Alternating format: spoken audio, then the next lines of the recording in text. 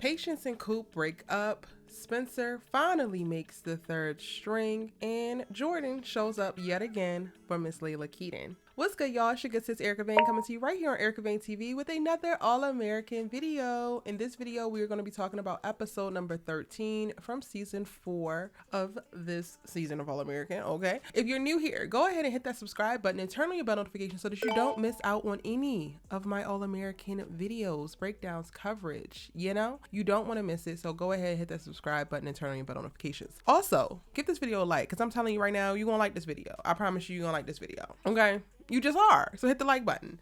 And while you're watching, feel free to drop down in the comment section and respond. Give me your thoughts, theories, and predictions, questions, whatever you're feeling. Go ahead and write it out in the comment section as you continue to watch the video. But without further ado, let's go ahead and get into it. So this episode, to me, was a lighthearted one. Do have a little bit of drama, but for the most part, it kept things pretty light. Spencer is struggling in this episode to now show up after he has worked very hard to get to this third string spot. He makes a depth chart and he actually gets an opportunity to play, and he unfortunately fumbles the ball, creating a moment of more angst for him. However, the key takeaway I think for Spencer in this episode is just that he is learning how to shake things off. He's learning how to be flawed. He's learning how to not be the perfect star athlete, child, whatever, and to just be himself, to know that he was doing his best, to release other expectations, and to know that he's capable at any given point to continue to do the work to push forward and get better. And that's what we're going to see in the future, and that's what he's kind of taken away from his little mishap in the game today. It's already, you know, progress that he actually made a depth chart, because he's already heard the head coach say that he didn't want him here, right? So he's made a step forward and actually getting on the coach's radar. He takes the assistant coach's advice, which helps him do so in practice, so that he can show, you know, just how good he is. And I'm excited that we're kind of getting a slow burn by way of Spencer's rise back to the top of his football career. He's having to learn and adjust and assess different parts of things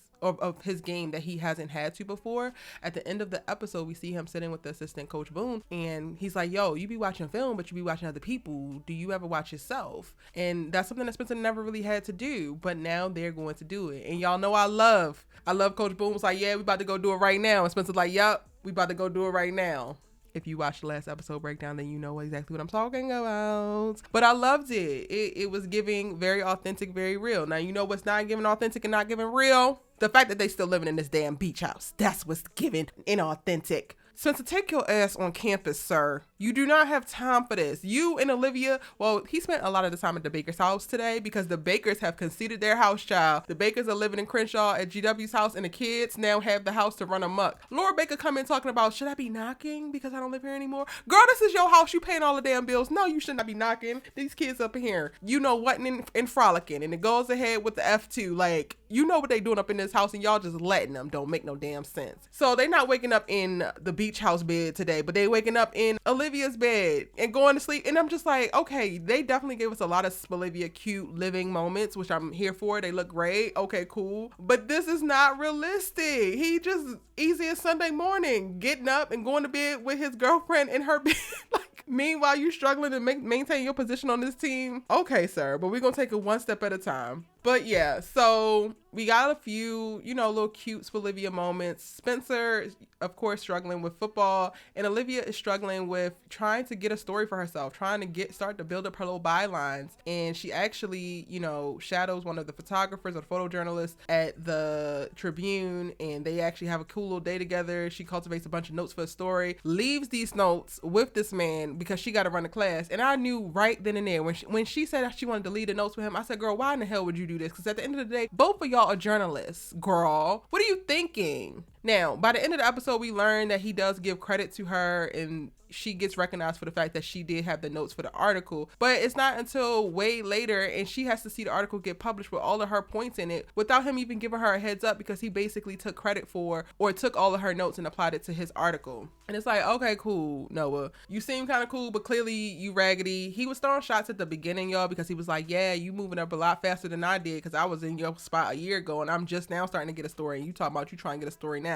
So Olivia, you should have known right there, girl. You should have already knew what it was, what it ain't, and how you couldn't trust this boy. but okay. At the end of the day, she gets invited to the staff meeting, so all is well. Like, she had to go through that little thing, but she has overcome it, and she knows how she's going to moving forward. Spencer had to go through his little thing. He fumbles the ball, but now he knows what he needs to do to overcome it, and it's all good. It's all gravy. This episode, again, was very, very lighthearted. I love the moment between Billy and Spencer before the first game where he cuts his jersey and gives him this little new, basically like a ritual, hopefully to inspire good luck. I love the little dad-like moments between Billy and Spencer, and the fact that we are still getting those, I am definitely enjoying it.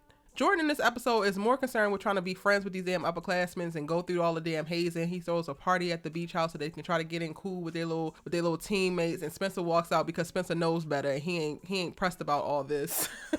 And Jordan is kind of like waving or blowing in the wind and trying to impress these upperclassmen and his teammate, as well as showing up and supporting Layla. I love the conversation between Jordan and Layla in this episode. He talks about how Layla doesn't have walls up with him because he doesn't allow her to. And I think that that's just so dope. Like, that's the type of friendship that you love to see. Being able to really see her for her, really still appreciate her for her experiences and who she is, understand like what she has going on, and he's not, judging her for it, but he's just basically assessing where she is and getting in where he fits in. And that means pushing for her to open up to him, even though he knows that she doesn't really open up to anybody else. And really being able to suss out when is the perfect time to speak to that. Like, him actually telling her in this episode, like, yo, you do have walls up. You've had walls up with all of us, and it's understandable because of what you went through. I'm just like, yes, this is what I'm talking about. Y'all out here shipping them, and they making really beautiful friends. You see the power of friendship? You ain't gotta bang everybody. Like, go ahead and release yourself from the shackles of trying to make sure everybody is a romantic hookup. We need more friends in this world, okay? That's the problem. Y'all trying to sleep with too many people.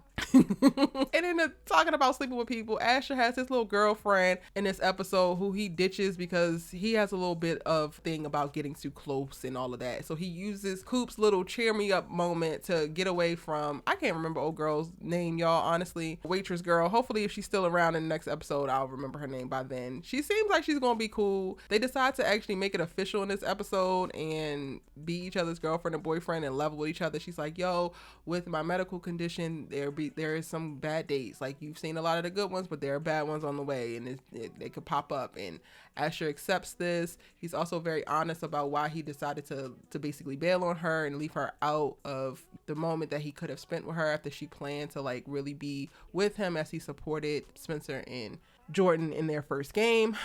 It was giving. It was cool. It was all right to see. I mean, we are never short on moments of seeing Asher be loved on by a woman and be, cherished. And Asher has plenty of love interest. So I'm not really tripping about what we saw. I'm just like, all right, he has another one. Another one. Thank you. Another one. Thank you. Y'all seen that TikTok?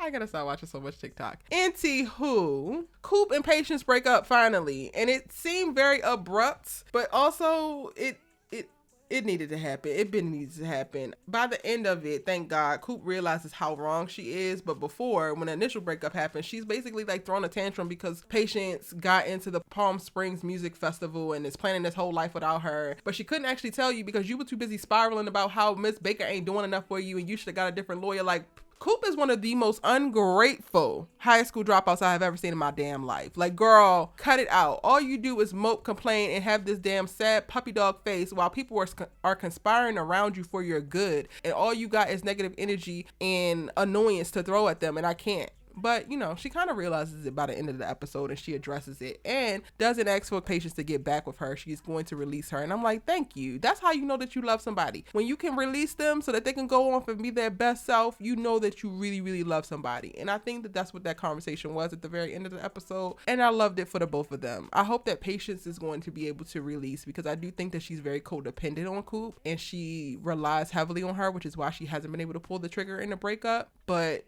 she needs to know that she's a star and she's going to be fine. And ultimately, they could probably spin a block on each other, but they both have to grow on their own before they entertain a relationship together again. Okay, now that is the end of my breakdown. Let me know what y'all thought. If I missed anything, drop it in the comment section down below. I am going live in a few to talk about this. I didn't go live on Monday night because I didn't watch the episodes until Tuesday when I'm actually recording this. So hopefully if you see this as soon as I post it, you will be prepared to go live with me in a few hours. Otherwise, be sure to catch the live rewatch and I will see you in the next one. Bye.